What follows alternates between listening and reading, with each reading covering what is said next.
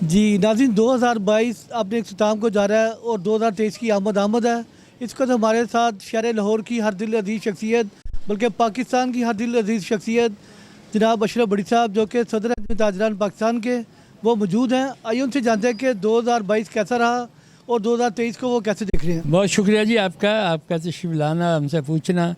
2022 تلخ یادیں چھوڑ کے جا رہا ہے کہ اس میں مہنگائی بھی عروج پہ پہنچی ہے اور ملک کی جو معاشی طور پہ تھی وہ حالات بگڑ رہے ہیں اور ابھی تک سنبھالا نہیں جا رہا۔ تو میں سمجھتا ہوں کہ جو رجیم اب آگے بیٹھی ہے شاید یہ بہتر کر سکے۔ دعوے ان کے بہت ہیں، ڈار صاحب کے بھی، اور ڈیولپمنٹ نہیں ہو رہی۔ پیسے ہیں جو ڈیولپمنٹ کے لیے دیے جاتے ہیں اس میں استعمال نہیں ہو رہے۔ اب اسی حلقے کا مجھے پتہ چلا 35 کروڑ روپیہ ایم این اے کو دیا گیا ہے، لیکن وہ ابھی استعمال نہیں کر رہے کہ پنجاب گورنمنٹ اس میں کچھ ہرڈل ڈال رہی ہے۔ تو یہ ہرڈل نہیں ڈالنی چاہیے، اور جس طرح اچھا دور ہوتا ہے نا اسے بنانا چاہیے، اسے جو گزر گیا اسے بھول جائیں۔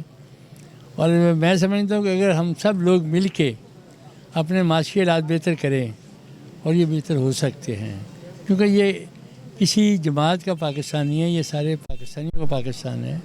یہاں جتنے 22-23 کروڑ باشندے ان کا پاکستان ہے، اس کی فکر کرنی چاہیے، نہ کہ ہم اپنی جماعتی طور پہ لگے رہیں۔